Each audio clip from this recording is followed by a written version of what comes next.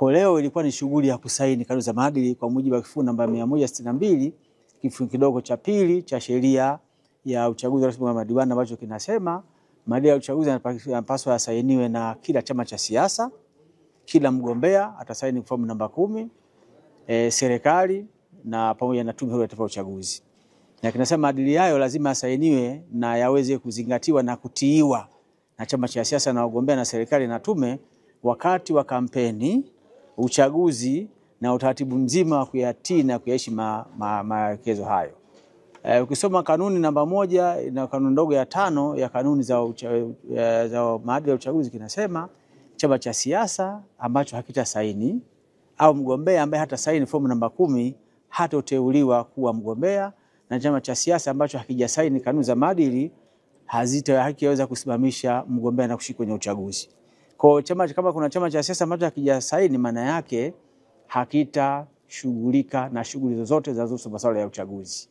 Na hata kwa watu wa uteuzi tutapeleka barua kwenye vyama vyote 18, hatutapeleka taarifa kwenye chama kimoja kwa sababu automatic kimejiondoa kwenye harakati za masuala ya uchaguzi mwaka 2025.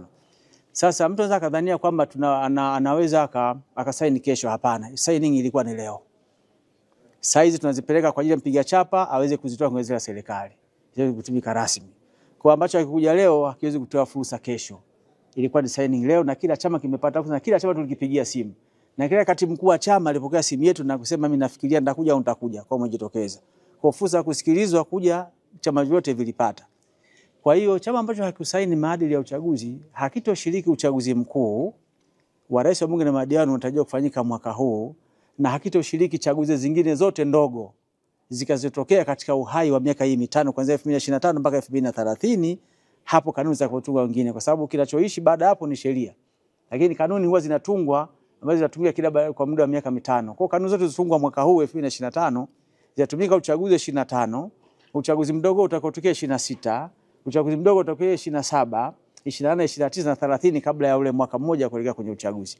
Kwa kama kuna chama cha siasa kijasajili hakijasaini, maana yake hakishiriki uchaguzi wa mwaka huu wa 2025 wa rais wa bunge na madiwani na uchaguzi mdogo mwingine wowote utakaojitokeza katika kipindi cha uhai wa miaka mitano.